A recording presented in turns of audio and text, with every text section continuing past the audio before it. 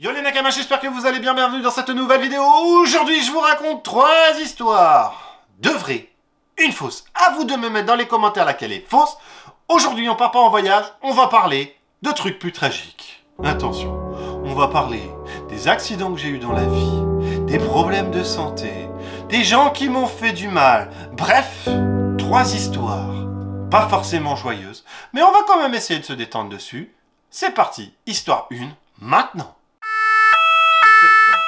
YouTube, on va revenir quand j'étais enfant. Parce que j'ai eu pas mal de problèmes de santé, pas mal d'accidents, pas mal de trucs. Donc on va remonter fort lointain. Je pense clairement que je peux te faire 3 épisodes sur tout ce que j'ai eu. Donc assis-toi. Si t'es sur tes toilettes, c'est pas grave, continue ce que tu fais. Tu auras juste à mettre un commentaire, let's go, hein, t'inquiète. L'histoire 1, c'était à l'école primaire, je crois. Si je me souviens bien de ce que j'ai eu. Je suis dans la cour de récréation avec un pote. À l'époque, mon meilleur ami de l'époque, hein, j'ai envie de te dire. On est en train de s'amuser tout simplement dans la cour de récréation et ce pote me dit hey, tu sais quoi Stéphane, je me suis mis au judo. Qu'est-ce que tu sais faire quoi, tu vois, moi je le chauffe un peu, j'ai dit vas-y montre-moi. Fallait pas dire ça. Je te rappelle, on a des gosses de primaire, donc le mec me montre une prise, tout se passe bien, bim bam, je sais pas comment ça s'appelle, mais en gros il fait une prise, 2 prises, tout se passe bien. Et là d'un coup, il décide de me prendre par le bras et de me lancer pour essayer de me faire passer par-dessus. Il y arrive. Le seul petit détail, c'est que ce par-dessus, en fait, j'ai rencontré un mur. Ouais.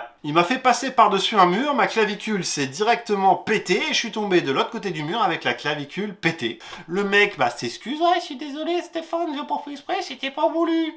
J'espère bien parce que j'ai mal, je douille. Et donc, je pars à l'hôpital, je me fais soigner ma clavicule et tout se passe bien et je retourne à l'école primaire par la suite, quoi. Surtout quand t'es petit. Quand t'es petit, t'es pas prêt à te faire péter une clavicule, bordel de merde. Bon, bref, on passe à l'histoire 2. Au collège, je me suis mis à faire du skate à La Réunion assez ardemment. On en faisait souvent avec des potes, des amis, etc. Et on s'amusait souvent à descendre en fait. Un jour, je décide d'aller en skate au collège. Je descends du coup une pente assez grande et tout. Mes parents habitent dans les hauteurs de La Réunion, donc il y a pas mal de pentes pour aller au collège. Je descends, tout se passe bien, bam bam bam, je passe à côté des voitures et tout ça, on essaye d'être assez prudent, mais on est jeune, donc on est con. Oh, me dis pas toi derrière ton écran que quand t'étais jeune, t'étais pas con. Moi j'étais con en tout cas. Donc bref, je continue ma descente en skate, on passe à côté des voitures et tout, je dis oh mais j'étais tout seul en fait. Je passe à côté des voitures et tout ça pour aller au collège, tac, et quelques virages plus tard, tout se passe bien. En gros ça fait ça à La Réunion pour descendre jusqu'au collège.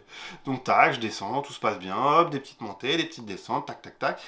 Et à un moment donné, j'arrive sur un virage où il y a un bus. Je me dis merde, faut peut-être freiner ou autre, mais en skate j'étais déjà bien lancé, c'est compliqué. Donc je me suis dit je vais passer à côté du bus. Sauf qu'au même moment en fait le bus était plus ou moins arrêté parce qu'il y avait un autre bus qui montait. Tu commences à comprendre l'embrouille de merde qui s'est passé. Hein. Bref, un peu trop tard pour freiner, voire vraiment trop tard. Donc je décide de passer au milieu des 2 bus. Sauf que je sais pas si t'es déjà passé à côté d'un bus ou autre, mais t'as un gros effet d'air qui fait que quand je suis sorti de ces 2 bus là, donc je suis passé au milieu, pas de problème. Dès que je suis sorti, si tu veux, avec les appels d'air, mon skate a fait comme ça, ou moi j'ai fait comme ça, j'ai volé et je suis tombé sur mes 2 poignets, comme ça, voilà. Et autant te dire que les 2 poignets ont pété direct. Avec la vitesse, le fait de pas avoir freiné, le fait d'être passé en travers des 2 bus, d'avoir pris le vent, etc.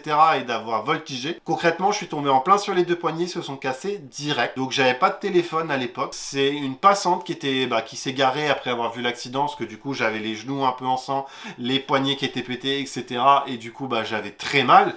J'avais encore l'adrénaline qui était là, du coup je sentais pas encore vraiment la douleur des 2 poignets pétés, c'est venu par la suite, mais bref, la passante me demande si ça va et tout, je lui dis oui ça va, pas trop mal, etc. alors que j'étais comme ça. Hein. Et elle me dit bon ok, j'ai un peu peur, donc j'appelle les pompiers, etc. Donc les pompiers sont venus, ils ont vu mes poignets, et c'est là que l'adrénaline a commencé à descendre, parce que du coup j'avais ramassé le skate, j'avais parlé à la dame et tout ça, donc ça allait mieux si tu veux. En fait c'est là où je me suis rendu compte que mes poignets étaient totalement pétés, et du coup j'ai commencé à pas aller bien, à partir en cacahuète, les pompiers m'ont emmené, etc. Voilà, c'était peu glorieux, ça aurait pu finir de façon très stylée, mais ça s'est fini sur 2 poignets pétés. Histoire 3.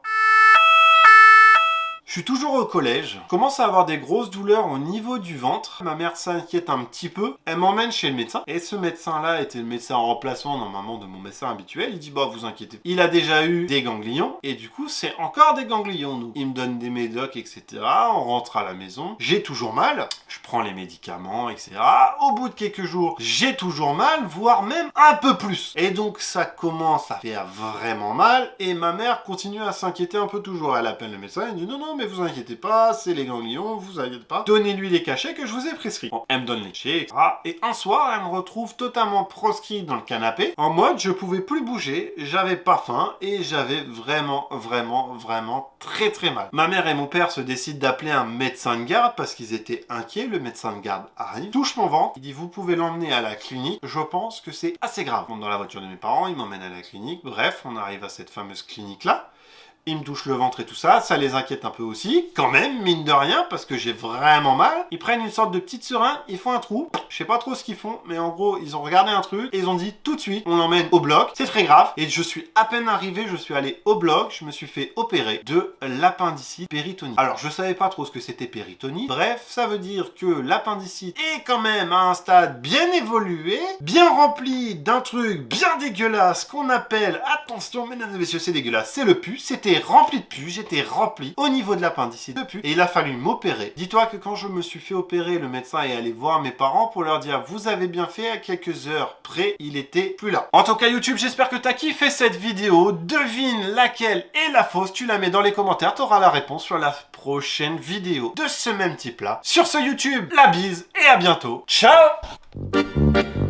Je te vois derrière ton écran YouTube, tu crois que je t'ai oublié, tu crois que j'ai oublié de te donner quelle était l'histoire fausse de l'épisode précédent? Mais non, je suis là, regarde, je suis encore là. Et oui, juste l'épisode précédent, c'est-à-dire le voyage au Botswana, l'histoire qui était fausse, c'était celle où on s'est perdu et qu'on a dû dormir dans la tente. Alors, on a bien été promené, on s'est bien fait charger par un éléphant, on a bien repris la route après un certain temps, on s'est paumé, par contre on a retrouvé la route et on a dormi à l'hôtel. Voilà, sur ce, merci YouTube et à bientôt la bise. Ciao, un vrai ciao.